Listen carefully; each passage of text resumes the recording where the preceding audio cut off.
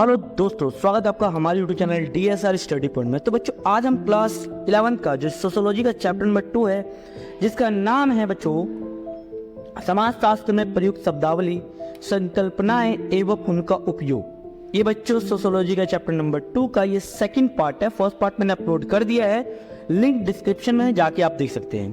तो आइए चैप्टर के बारे में शुरू करते हैं। तो पहला आता है संदर्भ समूह। और संदर्भ समूह का मतलब क्या होता है? एक व्यक्ति या लोगों का कोई समूह जो किसी दूसरे की तरह क्या होता है, दिखने की इच्छा रखता है, दूसरों की तरह दिखने को दर्शाता है कि हाँ मैं इसकी तरह बनना चाहता हूँ, इसकी तरह दिखना चाहता हूँ, तो उसे संदर्भ समूह कहते हैं। इसमें बेसिकली क्या होता है बच्चों, व्यक्ति या समूह जिनके जीवन शैलियों का अनुकरण किया जाता है, यानी दूसरे के जो कोई अन्य व्यक्ति है, ठीक है, जैसे कोई दूसरा व्यक्ति है वो किस तरीके से रहता है, किस तरीके से बोलता है, ठीक है, उसकी शैली जब लोगों को पसंद आ जाती है, उनका दिखने की कोशिश करते हैं, उसी को ही संदर्भ समूह कहते हैं। हम एक संदर्भ समूह से संबंधित नहीं है, उसमें हम की भावना नहीं आती, मैं की भावना आती है, लेकिन हम उस समूह के साथ खुद से पहचानते हैं। संदर्भ समूह में क्या होता है, जो संस्कृति भी हो सकता है, जीवन शैली भी हो सकती है, आकांक्षाएं भी हो सकती है, लक्ष्य उपलब्धियों के बारे में क्या करता है, जानकारी जुटाता है, ठीक है ना, कि हम दूसरे लोगों का लक्ष्य क्या है। जैसे दूसरे लोगों का लक्ष्य है कि एक अच्छा बेहतर जीवन जीना, ठीक है ना, एक अच्छी सरकारी नौकरी पाना, तो हम वैसा ही बनना चाहते हैं, तो वो संदर्भ समूह का ही एक पार्ट होता है। अब बात करते हैं संदर्भ समूह के बच्चों, दो प्रकार होते हैं, एक होता है औपनिवेशिक और एक होता है समकालीन अवधि के संदर्भ में समूह। औपनिवेशिक काल में होता क्या था बेसिकली बच्चों, अगर बात की जाए औपनिवेशिक काल में, तो औपनिवेशिक काल में होता था कि जो अंग्रेजों के टाइम पे जो लोग होते थे ना, वो अंग्रेजों की तरह दिखना चाहते थे, मतलब उनका दिखावा करना चाहते थे। जो भारतीय लोग होते थे वो अंग्रेजों की जीवन शैली को अपनाना चाहते थे, है ना, किस तरीके से वो रहते हैं, को किस प्रकार के खान पान करते हैं। इसी तरीके से भारत की जो महिलाएं भी होती थी, वो भी अंग्रेजों की जो लड़कियां मतलब महिलाएं होती थी, उनकी तरह दिखना चाहती थी, उनकी तरह सुंदर दिखना चाहती थी, ठीक है ना। तो ये ही औपनिवेशिक संदर्भ में क्या होता है बच्चों, समूह कहलाता है, ठीक है। दूसरा आता है समकालीन अवधि में संदर्भ समूह। अब समकालीन अवधि में क्या होता है, यानी एक विपणन परिप्रेक्ष्य से संदर्भ समूह ऐसे समूह होते हैं जो व्यक्तियों के लिए उनकी खरीद या खपत निर्णयों में संदर्भ में फ्रेम के रूप में कार्य करते हैं। कहने का मतलब क्या है, कोई आस पड़ोस में हम लोग देखते हैं नॉर्मली कि जो कुछ लोग होते हैं उनके हमें कपड़े काफी अच्छे लगते हैं, हम पूछते हैं ना यहाँ पे तुमने कपड़े कहाँ से लिए, ठीक है ना, उनके कपड़े हमें बहुत ज्यादा अच्छे लगते हैं, तो हम पूछते हैं कपड़े कहाँ से लिए, उनसे प्रभावित होते कि नहीं होते हैं, और जाके फिर उसी दुकान से हम भी वो कपड़े ले लेते हैं, या उसी बाजार से हम जाके वो चीज हम खरीद लेते हैं। तो ये आते हैं समकालीन अवधि के संदर्भ में समूह। कपड़ों को खरीदने, पहनने के लिए, चुनने के लिए, उदाहरण के लिए हम आमतौर पर हमारे आसपास के लोगों, जैसे मित्र हो गया, सहकर्मी हो गया, समूह हो गया, सहयोगी हो गया, ठीक है, ये स्टाइलिश के संदर्भ में क्या करते हैं हम लोग, उनसे कुछ ना कुछ चीजें जो हमें अच्छी लगती हैं, उन चीजों को हम बाहर जाके क्या करते हैं बच्चों, खरीद लेते हैं। विभिन्न क्षेत्रों में खेल, संगीत, अभिनय, यहाँ तक कि कॉमेडी सहित विभिन्न क्षेत्रों में एक विविध श्रेणी की हस्तियां पाई जाती है। संगीत में आप देखो सिंगर्स अलग अलग होते हैं, तो जैसे कोई सिंगिंग कर रहा है तो सिंगिंग उसका काफी अच्छा लग रहा है, अभिनय कर रहा है, ठीक है ना, और कॉमेडी कर रहा है तो हम ज्यादा अच्छा लगता है, हम कहते हैं चलो यार हम भी यही करते हैं। तो यही एक संदर्भ समूह का ही क्या होता है बच्चों, पार्ट होता है। इसके साथ साथ सहकर्मी दबाव किसी साथियों को किए जाने वाले सामाजिक दबाव को संदर्भित करता है, जैसे किसी कार्य को करना चाहिए या नहीं करना चाहिए, ये हमें क्या बताता है, सहकारी जो हमें संदर्भ समूह बताता है। अब आता है समवयस्क समूह। अब समवयस्क समूह का मतलब क्या होता है बच्चों, ये एक प्रकार की प्राथमिक समूह होता है, जो सामान्य ये देखा जाता है समान आयु के जो लोग नहीं होते बच्चों, ठीक है, व्यक्तियों के बीच अथवा समान व्यवसाय के लोगों के बीच बनता है। जो समवयस्क जो समूह होता है बच्चों, समान आयु और समान व्यवसाय के लोगों के बीच बनता है इस प्रकार के समूह का। जैसे छोटे बच्चों का है तो वो समान आयु के बच्चों के साथ ही क्या करते हैं, दोस्ती करते हैं, ठीक है। बड़े लोग होते हैं तो वो नॉर्मली क्या करते हैं, अपने ही जैसे किसी का टीचिंग स्टाइल होता है, ठीक है, टीचिंग व्यवसाय होता है, तो उनके आसपास के जो साथी लोग होते हैं उनका व्यवसाय भी क्या होता है, टीचिंग ही होता है। तो इस तरीके से समवयस्क समूह ये कहलाता है।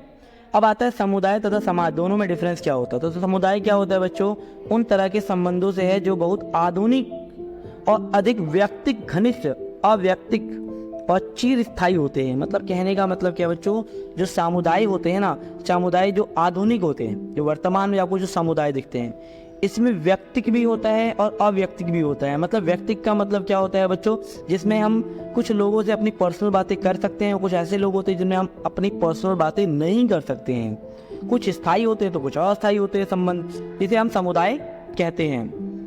नेक्स्ट आता है समाज। अब समाज का मतलब क्या होता है बच्चों, यहाँ समाज या संघ का तात्पर्य हर समुदाय के विपरीत है।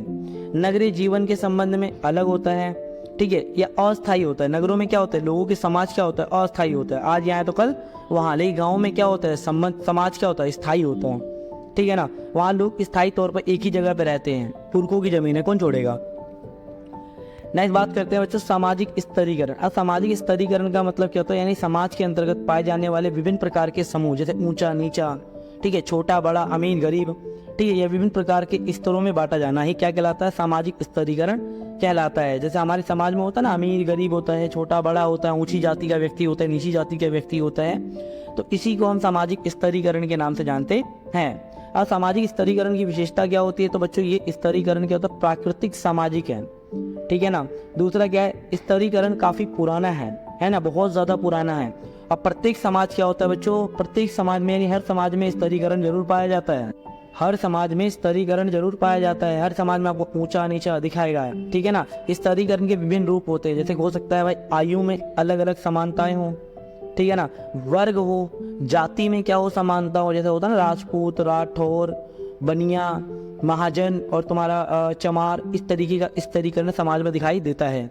स्तरीकरण से क्या होता है बच्चों, जीवन शैली में भी क्या पाई जाती है, विभिन्नता पाई जाती है, ठीक है ना। ऊंची जाति के जो लोग होते हैं उनकी जीवन शैली अलग होती है, उच्च स्तरीय होती है। नीचे निम्न जाति के जो लोगों की जीवन शैली होती है वो निम्न प्रकार की होती है। कई जगह तो देखा होगा आपने, भोजन की भी काफ़ी ज़्यादा कमी होती है, लेकिन ऊंची जाति में ऐसा नहीं होता। तो इस तरीके का सामाजिक स्तरीकरण होता है।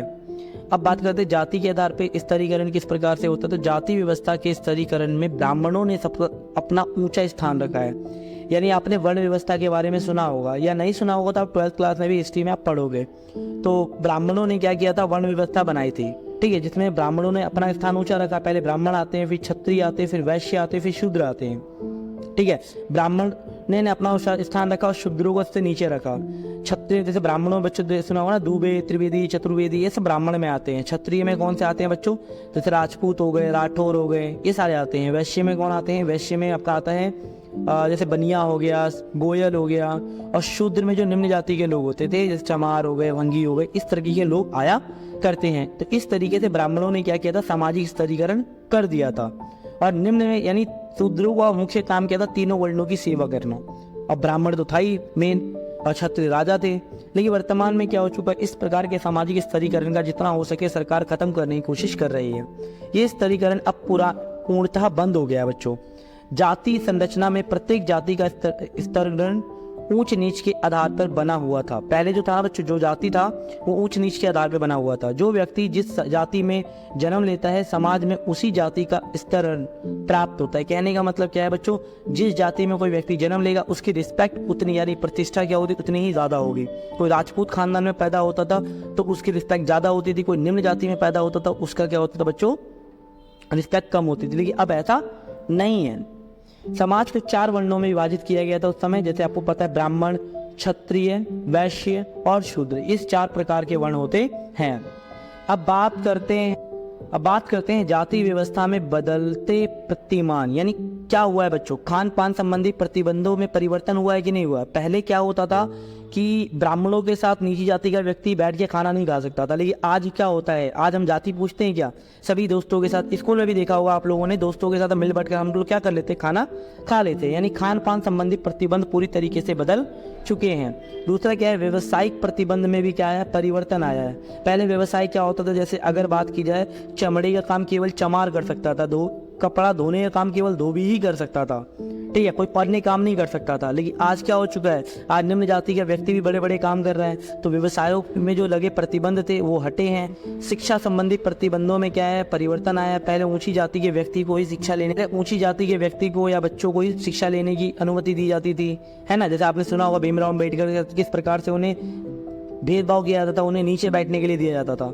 लेकिन अब इन सभी प्रतिबंधों को क्या हो चुका है, हटा दिया गया। दूसरा आता है बच्चों विवाह संबंधी प्रतिबंधों में परिवर्तन, ठीक है। विवाह संबंधी प्रतिबंधों में भी काफी परिवर्तन आया बच्चों। पहले क्या था, उस समय निश्चित जाति का व्यक्ति ही उसी जाति की लड़की से विवाह कर सकता था, लेकिन आज ये मेंटलिटी चेंज हो चुकी है लोगों में। आज भी आपने देखा होगा बहुत सारे ऐसे लोग होते हैं जो नीची जाति की लड़की से शादी कर लेते हैं। आज भी आपने देखो IAS IPS जो बनते हैं ना लोग, ठीक है, वो नहीं देखते हैं, वो गरीब लोग देखते हैं, गरीब लड़की से शादी कर लेते हैं। क्यों? क्योंकि सामाजिक परिवेश में काफ़ी ज़्यादा बदलाव आया है, जाति संबंधी प्रतिबंधों में काफ़ी बदलाव आया है।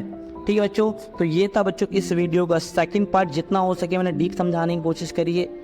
अगर बच्चों वीडियो अच्छी लगी हो, इन्फॉर्मेटिव लगी हो, तो वीडियो को प्लीज़ लाइक शेयर सब्सक्राइब जरूर करें। धन्यवाद।